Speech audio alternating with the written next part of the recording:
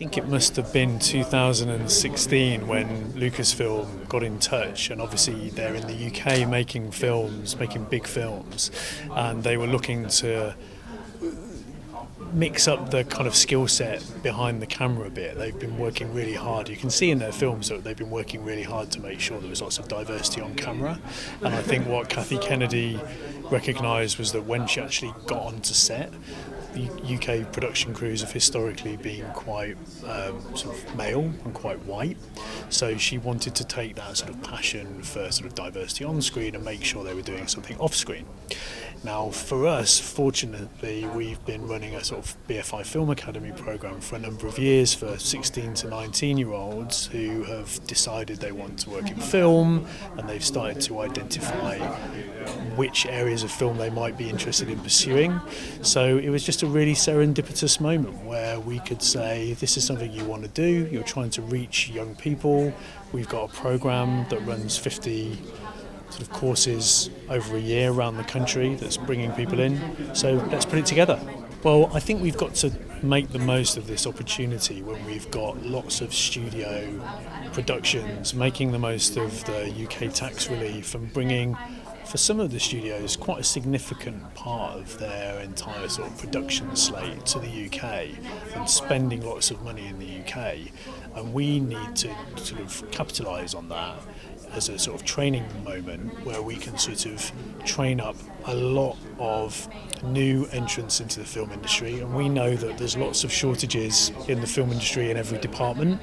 And then I think that those trainees will start to figure out whether big productions suit them or whether they're more interested in working on an independent film or a combination of the two, which is what happens now. You have production people who work on TV shows, big productions, and then independent films which generally run for shorter time periods. Well, we set up some diversity standards in 2016 which ask productions to look at diversity and inclusion in a number of areas. On screen, what's happening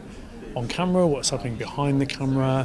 where is your crew coming from, and just to ask everyone to think a bit more deeply about inclusion, the type of environment of the set, and so on and so on. Now, lots of production companies, when they first read those standards, say, look, I love the concept and I love the theory of it, but can you help me reach a broader sort of diversity of crew because I can't find it. Now, there's a difference between whether it's there and whether they can find it, but definitely what this program does is saying, okay, if we're in this for the long haul, let's start kind of bringing more sort of trainees through from a broader range of backgrounds.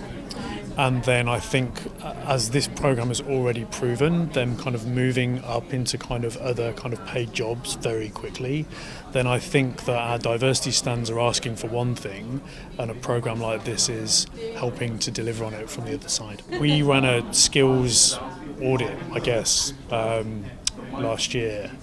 to sort of see where there were gaps in skills provision, bearing in mind that we've got lots of studio productions here, lots of high-end television productions here,